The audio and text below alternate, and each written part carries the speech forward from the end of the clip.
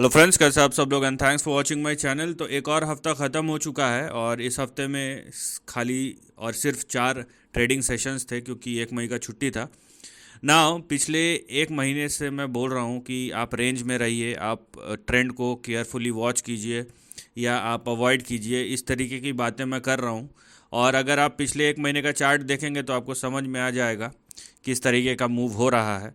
और अगर आप इस हफ्ते के आखिरी दिन का भी आप मूव देखते हैं, देखिए निफ्टी 172 पॉइंट डाउन है और वहीं बैंक निफ्टी जो है कम से कम 300 पॉइंट डाउन है।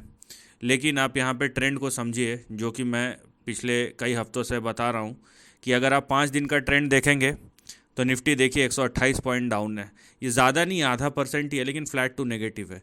फिर आप अगले 1 महीने का देखें, पिछले 1 महीने का देखेंगे तो देखिए फ्लैट टू नेगेटिव है, एकदम फ्लैट है, सिर्फ 38 पॉइंट ही डाउन है, लेकिन कोई परफॉर्मेंस है ही नहीं अगर आप बेसिकली बोलेंगे तो।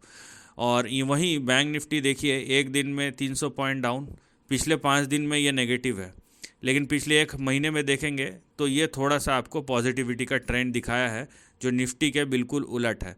लेकिन अगर आप दोनों में ही, चाहे निफ्टी देखिए या बैंक निफ्टी देखिए, तो यहाँ पे पिछले 1 महीने में आपको हार्डली या तो -1% और या तो +1% इतना ही मूव दिखा है। और इस तरीके के प्राइस परफॉर्मेंस में बहुत लोग जिनको नहीं पता है और ये कॉल और पुट करते हैं और ऑप्शंस में जाएंगे तो जाहिर सी बात है पूरा का पूरा पूरा प्रीमियम ज़ीरो हो जाता है। फॉर एग्ज़ाम्पल यहाँ पे 1 महीने में बैंक निफ्टी 1% ऊपर था। अगर आपने पोजीशन लिया भी होगा और जब तक ये रिकवर होके आया है, ठीक है, ये जो बीच में ये जो नीचे गिरा है और ये रिकवर होके आया है, आप अगर महीने के शुरुआत से महीने के एंड में देखेंगे प्रीमियम का क्या हाल होता है, तो नेक्स्ट टू ज़ीरो चले जाता है। भले ही वो जो महीने का ओपन है और महीने का क्लोज़ है वो भले ही पॉजिटिव क्यों ना हो। तो ये सब छोटी छोटी चीज़ें जो समझ में आनी चाहिए, अदरवाइज़ दूर रहिए अगर आपको मोमेंटम समझ में नहीं आता। निफ्टी में तो पूरा ही मैक्सिमम ज़ीरो ही हो गया होगा, चाहे निफ्टी हो या बैंक निफ्टी हो, क्योंकि दोनों ही कहीं गए नहीं है। वहीं अगर हम सेक्टोरल परफॉर्मेंस देखेंगे, चाहे देखिए निफ्टी बैंक नीचे, निफ्टी ऑटो नीचे, financial services, FMCG, IT, media, metal, एक निफ्टी फार्मा ही था जो एकदम फ्लैट है, मतलब कुछ पॉइंट इधर उधर पॉजिटिव है। PSU bank, realty, health care एकदम फ्लैट टू पॉजिटिव है। फिर consumer durable, oil and gas, और यहाँ पे Nifty mid small cap health care जो एकदम थोड़ा बहुत नेगेटिव पॉजिटिव है। तो यहाँ पे ओवरऑल आपको नेगेटिविटी ही दिखाई देगा और उसका एक क्यूमुलेटिव इम्पैक्ट जो है वो आपको इंडेक्स में दिखाई देगा। और अभी हम चलते हैं चार्ट के तरफ। ये देखिए, ये निफ्टी का ट्रेंड है।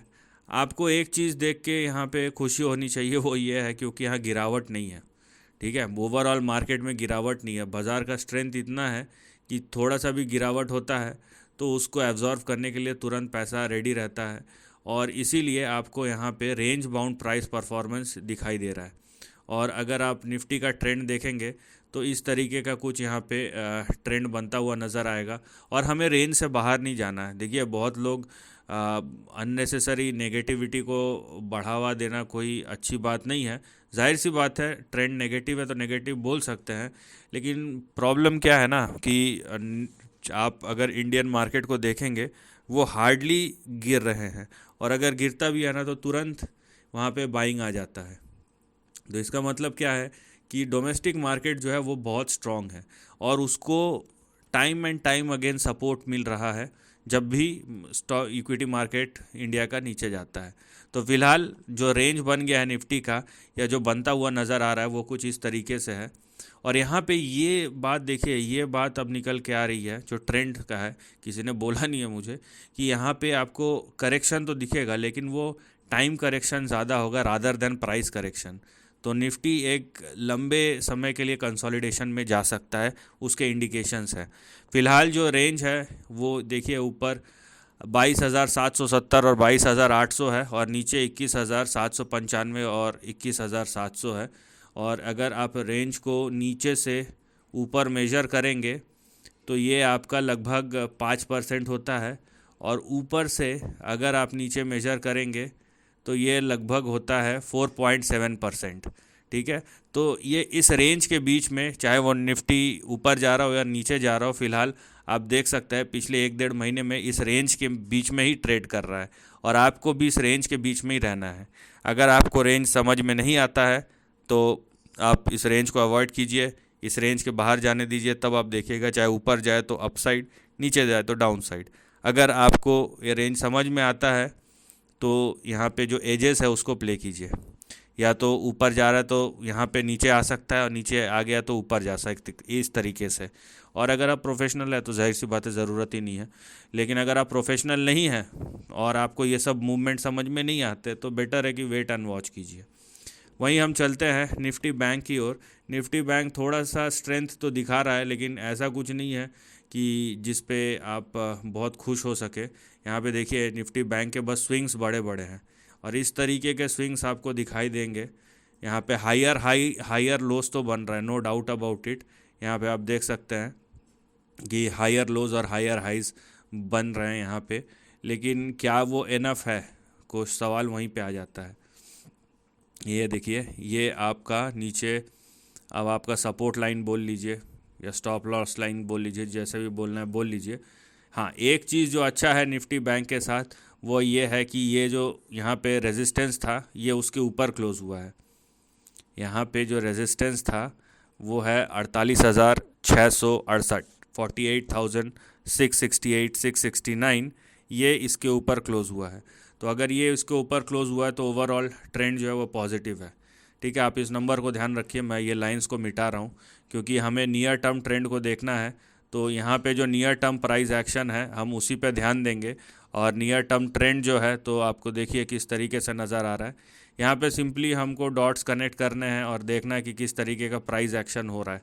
और यहाँ पे मैं बोलूँगा थोड़ा सा आप अवॉइड कीजिए, क्योंकि यहाँ स्विंग्स बहुत बड़े हैं। स्विंग्स बड़े हैं तो आपको प्रॉफिट हो सकता है, आपको बड़े स्विंग्स मिल सकते हैं, लेकिन ये वोलेटिलिटी को भी बढ़ा देता है। तो फिलहाल जिस तरीके का यहाँ पे स्विंग है, नीचे देखिए फिर से, क्योंकि निफ्टी में भी करेक्शन दिखाई दे रहा है थोड़ा बहुत, तो नीचे जो बैंक निफ्टी का सपोर्ट होगा वो 47,000 से लेके 47,400 के बीच में होगा, और ऊपर आपको रेंज दिखाई दे रहा है 50,800 से लेके यहाँ पे देखिए 51,000। सो फिलहाल जो रेंज है वो ये इंडिकेट करता है कि जो निफ्टी बैंक है, एक मिनट आपको दिखा देता हूँ, जो निफ्टी बैंक है वो इस तरीके से 1 2 3 4 और ये 5 इस तरीके से है। लेकिन क्या इस तरीके से प्ले आउट होगा या नहीं, ये बहुत बड़ा क्वेश्चन है, ये आपको टाइम बताएगा। फिलहाल करेक्शन तो शुरू हो गया है, और करेक्शन इन दोनों लेवल्स के बीच में ख़त्म होना चाहिए, और अगर ऐसा होता है तो फिर से एक पोटेंशियल बनेगा कि ये ऊपर जाए। लेकिन इसके लिए आपको ट्रेंड को फॉलो करना पड़ेगा, और निफ्टी बैंक अगर 48,669 या 670 के ऊपर सस्टेन करता है तो जाहिर सी बात है मीनवाइल ये 47,000 के तक डिप मार सकता है, लेकिन ये एक लेवल है जिसको क्रॉस करना बहुत ज़रूरी है। ठीक है, क्योंकि ये प्रीवियस रेजिस्टेंस है। एनीवेज, चाहे निफ्टी हो या निफ्टी बैंक हो, दोनों ही शॉर्ट टर्म करेक्शन में दिखाई दे रहा है, और इस करेक्शन को प्ले आउट होने दीजिए। आपको बस ये ध्यान रखना है कि वो अपने सपोर्ट को रिस्पेक्ट करे। अगर ऐसा नहीं होता है तो फर्दर एक्सपेंशन हो सकता है, लेकिन नीचे की तरफ, जो कि कोई एक्सपेक्ट या कोई किसी को चाहिए नहीं होगा कि एक लेवल के नीचे जाए, क्योंकि ओवरऑल मार्केट में करेक्शन होगा। लेकिन अगर ये सपोर्ट को रिस्पेक्ट करता है तो वहाँ से एक रीबाउंड भी देखने मिल सकता है।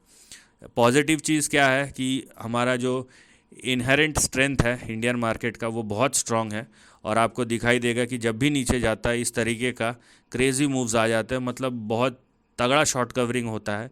तो इसका क्लियर इंडिकेशन ये है कि डोमेस्टिक मार्केट है वो बहुत स्ट्रांगली सपोर्ट कर रहा है किसी भी बड़े डिप्स को। So this is the end of the video, thanks for watching.